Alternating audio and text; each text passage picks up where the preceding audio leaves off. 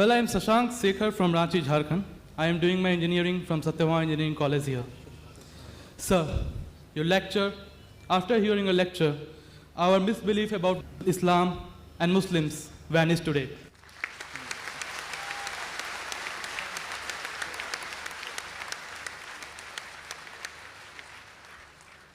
Sir, I have been to Jammu and Kashmir and have seen the trauma and pain that the people are suffering there because of the so-called jihad of some Muslims. Sir, my question is that does Islam support such activities? If no, then what actually the word jihad means?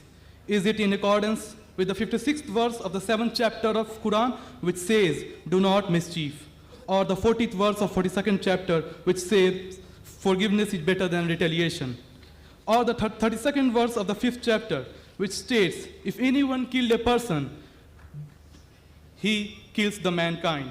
Sir, I have one more question in the same context, and it is that does Islam teaches to give priority to the religion, that is dharma or mazhab, before the country or motherland, that is Matribhumi or Qaum? Thanks a lot. The brother asked two very good questions. The first question is regarding concept of jihad. He says that why are people fighting? He's been to Kashmir. About jihad, does Islam encourage this fighting? What is the meaning of jihad? Does it not disagree with the quotations he gave of Surah Ma'idah chapter 5 verse 32? Brother, as far as the word jihad is concerned, there's a misconception not only amongst the non-Muslims, but even among the Muslims. What most of the people think that any war fought by any Muslim for any reason, whether it be for his personal gain, whether it be for politics, whether it be for language, whether it be for color, it is called as jihad. Jihad does not mean any war fought by any Muslim. Jihad comes from the Arabic word jahada, which means to strive, which means to struggle, like how we have jidd jahad. So jihad basically means to strive, to struggle.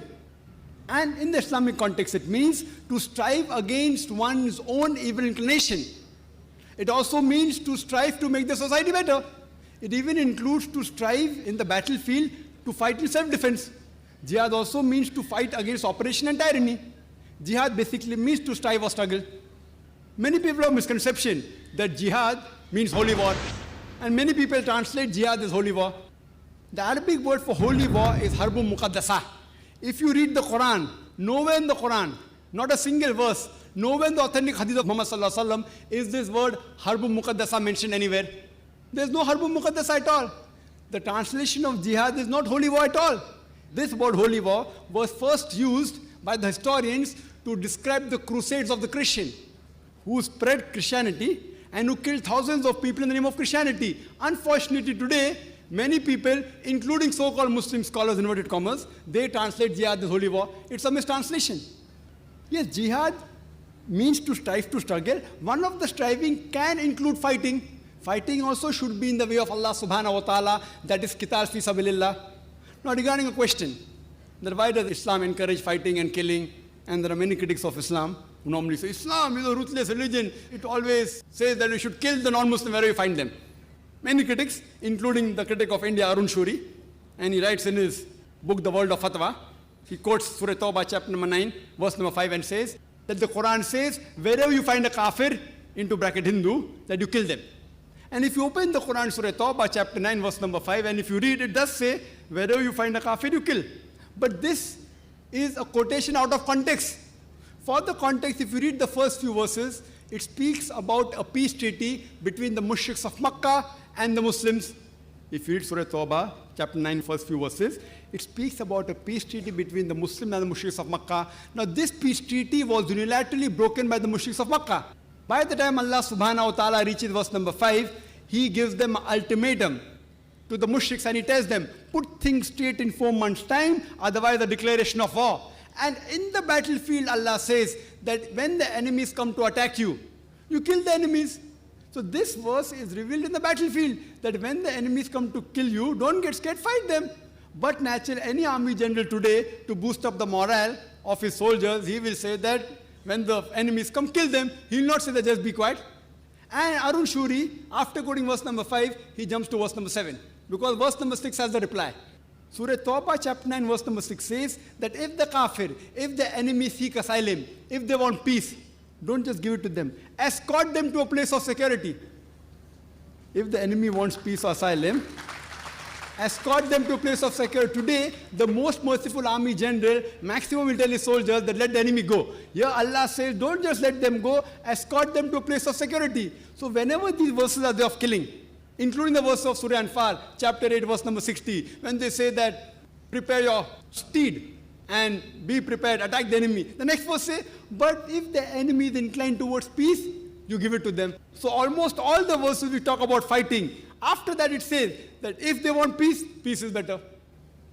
Now regarding your question, what about the verses of Surah Ma'idah chapter 5 verse 32, Surah Nisa chapter 4 verse 40, that if anyone kills any human being, it's as though he has killed the whole of humanity. This is the basic rule of Islam, that if anyone kills any human being, whether it be a Muslim or non-Muslim, unless it be for murder or for creating mischief in the land, spreading corruption in the land, it is as though he has killed the whole of humanity. And if anyone saves any human being, it is as though he has saved the whole of humanity. Now if you read Bhagavad Gita chapter number 2 verse number 50, it says, Shri Krishna tells Arjun to do jihad, strive. If you read Mahabharat talks about thousands of verses of fighting, thousands of verses, many number of times more than what the Quran speaks. Mahabharata is a scripture, as you may be aware, it talks about a feud, a fight between the Pandavas and the Kauravas. The 5 brothers Pandavas and 100 brothers Kauravas fight. And Bhagavad Gita is a part of Mahabharata, 18 chapters in which Shri Krishna, Lord, he gives advice to Arjun. Arjun says in Bhagavad Gita chapter number 1, verse 42 to 46, that I would prefer getting killed unarmed rather than fighting my cousins. How can I fight my cousins? The Kauravas, my cousins. I would prefer getting killed unarmed rather than fight. Immediately Lord Krishna, you know what does he say? In chapter number 2, verse number 2 and 3, he says that how could such impure thought come in your mind? It is sinful. How could you become so impotent? How could your heart become so weak? So Lord Krishna says such thoughts are impotent. They are impure. They are sinful. It will prevent you from going to the heavenly planets, going to Jannah. After that, Bhagavad Gita, chapter number 2, verse number 31-33 says, he says, Lord Krishna, he says to Arjun, that it is the duty of a Kshatriya to fight. If he does not fight, he shall not go to heaven. And if you do not fight, you are doing a sin. So if you analyze in Bhagavad Gita, Krishna says that you have to fight. Imagine if I take verses of Bhagavad Gita and say that Lord Krishna tells Arjun that you have to kill your relatives. If I quote out of context, it will be devilish.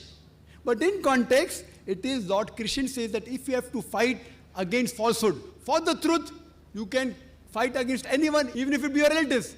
So now in context, it makes sense that if you have to fight for justice, even if it be against your relatives, there's no problem. So that is the message of Bhagavad Gita and Mahabharata, fighting truth against falsehood. The moment I tell a Hindu about Mahabharata and Bhagavad Gita, he has the knowledge. He says, no, but Mahabharata and Bhagavad Gita is a fight between truth and falsehood. That is the same thing what's mentioned in the Quran. So moment I quote to you Bhagavad Gita, Mahabharata, you understand the Quran better. And furthermore, many people say, oh, this Quran talking about jihadis. If you do jihad, if you die, you'll go to Jannah. Many critics, including Arun Shuri, quote, and they quote the even hadith of Sahih Bukhari, volume number 4, in the book of Jihad, chapter number 2, hadith 46. It says that a mujahid is a person who strives in the way of Allah subhanahu wa ta'ala, and Allah alone knows who strives. And further, a prophet said that if a mujahid dies in the battlefield, he shall go to Jannah, he will get paradise. But if he returns back, if he does not die, he will return back with the booty of war. This hadith and several verses of the Quran are quoted by the critics of Islam. I wonder how could the Hindu critics quote these things? Haven't they read the Bhagavad Gita? Haven't they read the Mahabharata? Even Shri Krishna, he mentioned in Bhagavad Gita, chapter number 2, verse number 37, O Arjun, O son of Kunti, rise up and fight. Even if you're killed, no problem, you will go to heaven. And if you return back successfully, you will get the good riches of this earthly world. Same thing as the hadith. So when Krishna says to Arjun that fight, if you are killed, no problem, you will go to heaven. If you return back successful, you will get the riches of the world. That is the same thing what Sahih Bukhari says, what the Quran says. So therefore, you should understand each other better by reading the scripture. So Islam allows fighting as a last resort, in self-defense or to fight against oppression, otherwise no. And jihad means to strive to struggle. Now coming to your second question. Which is more important? Which is more important, following the rules of the country or following the mazhab, the deen? It is like you asking me, who do I belong to first? Do I belong to my father or my mother first? Brother, as far as following the rules of the country and following the rules of deen, Almighty God is concerned, Almighty God is our creator. He is more superior to us. Following the rules of deen is more important for us than any other rule laid down by father, mother, or any country. But I am an Indian. I know there's not a single law in the Indian constitution which prevents any Muslim in India to follow Islam.